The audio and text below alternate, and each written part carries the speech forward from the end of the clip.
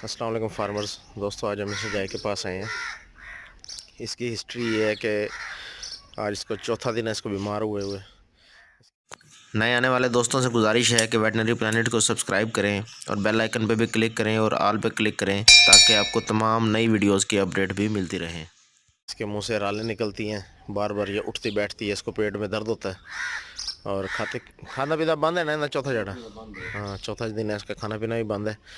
और इन्होंने इसको तकरीबन कितना आटा खवाया है? 1 किलो आटा तोड़ी में और घास के साथ इन्होंने इसको दिया था। उसके बाद से इसकी तबीयत ख़राब हो गई। तो रिता पहली बार ही है नहीं मैं अचानक ना पहले पापा आधा किलो अच्छा पापा ऊतरी बधा रहे थे, ठीक है।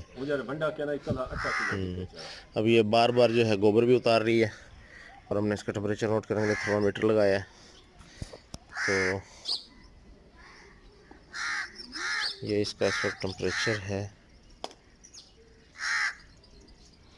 102।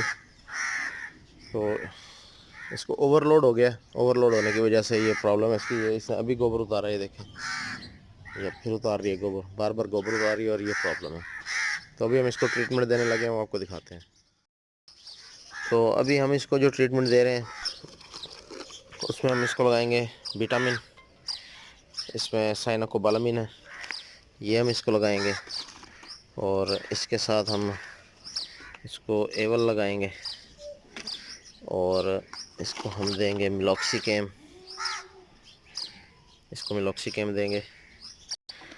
और जनाब इसके साथ हम देंगे इसको एट्रोपिन, ठीक है, एट्रोपिन देंगे। और इसको हम देंगे बी कम्प्लेक्स, ये हमारे पास बी कम्प्लेक्स मौजूद है, ये बी कम्प्लेक्स देंगे। बड़ी सिंपल ट्रीटमेंट है। ये आप देख सकते हैं ये किस लिए, पट्ठों का खिंचाव, थकन, बुखार से कमज़ोरी, निज़ाम में हाजमा की ख़राबी, और इसको हम दौरान हमल भी इस्तेमाल कर सकते हैं, इस पर लिखा हुआ है बाकायदा। और ये जो है एट्रोपिन सल्फेट जहर के असर को कम करने के लिए, दस्त या असाल के इलाज के लिए, असाबी कमज़ोरी के लिए भी ये लगाया जाता है। और इसी तरह ये मिलॉक्सिकेम है।